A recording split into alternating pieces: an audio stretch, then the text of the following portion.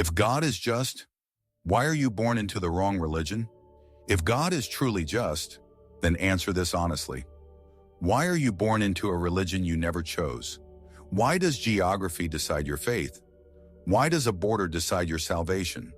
Why does birthplace matter more than intention? And if the answer makes you uncomfortable, good. That means you're finally asking the right question. The question no one wants to touch. This is one of the most dangerous questions in religion, not because it is evil, but because it exposes something most institutions are afraid of. Every religion claims truth. Most people inherit belief. Very few actually choose. So tonight, we're not attacking God. We're not mocking faith. And we're not promoting disbelief. We are examining justice. Because if God is just, then this question deserves an honest answer.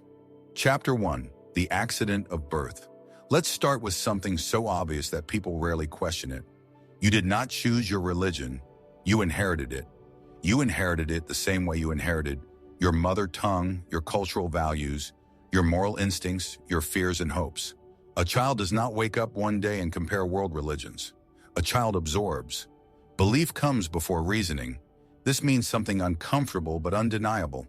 For most people on earth, religion is not a conclusion. It is a starting condition. If you were born into a Christian family, Christianity felt true. If you were born into a Muslim family, Islam felt obvious. If you were born into a Hindu family, Hinduism felt natural. Not because you examined them, but because they surrounded you before you could think. So ask yourself this without defensiveness. If you had been born elsewhere, would you still believe what you believe now? Most honest people pause here, because the answer is usually no. And that leads to a deeper question. Would a just God design salvation around something so random? Would eternal consequence be tied to geography? If justice means fairness, then fairness cannot depend on luck, and birth is luck. Chapter 2. Is God judging belief or intention? This is where many people misunderstand justice. They imagine God as a cosmic examiner. Correct answers pass, incorrect answers fail. But real justice does not work like a multiple-choice test. A just judge does not ask only, "What answer did you give?" A just judge asks, "What did you know? What were you taught? What alternatives were available to you? What risk did truth-seeking carry in your life?" A person raised in a closed society does not have the same freedom as someone raised in an open one. A person threatened for questioning does not search the same way as someone encouraged to explore. So if God is just, then God must judge capacity, not just conclusions, which leads to something many institutions avoid saying. Sincere belief formed under limitation is not rebellion. It is survival. If God condemned people for not accessing information they were never given, that would not be justice. That would be punishment for circumstance. And no moral system accepts that. So maybe God is not measuring the label you carried, but the honesty of your search. Chapter 3. Religion as a map, not a destination. Now let's step back and look at religion differently. What if religion was never meant to be a cage? What if it was a map? Maps are shaped by language, culture, history, environment.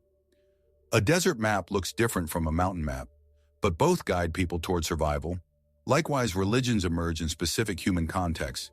They address fear, meaning, death, morality, order. But maps are not destinations. No traveler confuses the map for the place. Yet many institutions teach exactly that. They teach, this map is the only real place. But if God is infinite, how could truth be confined to one culture's expression? If God is just, why would God speak only one language of understanding? Justice adapts to context. A fair teacher does not expect the same answers from every student at the same stage. Chapter 4. The fear-based version of God. There is a version of God many people were taught to fear, not revere, not love. Fear. This version of God watches constantly, keeps score, waits for mistakes, punishes doubt. In this framework, religion becomes risk management. People don't believe because truth convinced them. They believe because fear trapped them. Fear of hell, fear of exclusion, fear of being wrong forever. But fear is not faith. Fear creates compliance, not sincerity. A person acting out of fear is not choosing truth. They are avoiding pain. Ask yourself honestly, would a just God require terror to secure loyalty? Justice invites understanding. Tyranny demands obedience. And here is the uncomfortable truth. When belief is built on fear, questioning feels dangerous, because questioning threatens control. That is why fear-based religion reacts so violently to honest questions. But truth does not panic. Only fragile authority does. Chapter 5. What a just God would actually care about. Expanded. Let's remove institutions from the picture for a moment. No churches, no mosques, no temples, no labels. Just a human being standing before a just God. What would matter most? Not rituals performed without understanding, not inherited slogans, not public identity, but inner reality. A just God would ask, did you act with integrity when no one was watching? Did you treat others as full human beings? Did you choose honesty over convenience? Did you seek truth sincerely, even when it was uncomfortable? Justice is concerned with moral effort, not tribal membership. Two people can hold different beliefs, yet one may be more sincere, more compassionate, more truthful. If justice ignored that and judged only labels, it would no longer be justice. It would be favoritism, and favoritism is the opposite of moral perfection. So when institutions claim exclusive ownership of salvation, ask carefully, are they describing God or protecting authority? Chapter 6. Why institutions fear this question? This question threatens something fundamental: control. If God judges intention, then no institution owns heaven. No authority controls access to truth. No hierarchy can weaponize fear that removes leverage. Institutions survive on certainty. This question introduces humility. Institutions survive on obedience. This question empowers conscience. Institutions survive on boundaries. This question dissolves monopoly. That is why the question is discouraged, labeled dangerous, called sinful, or dismissed as arrogance. But asking about justice is not arrogance. It is moral responsibility. History shows this clearly. Every time people are forbidden from asking questions about justice, abuse follows. Because unchecked authority always drifts toward self-preservation.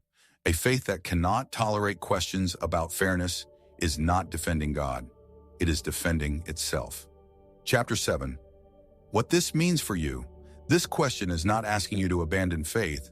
It is asking you to mature it, to move from inherited belief to conscious belief, from fear to sincerity, from labels to meaning. God does not need defending. Truth does not fear examination. Only fragile systems do. If this question made you pause, don't ignore it.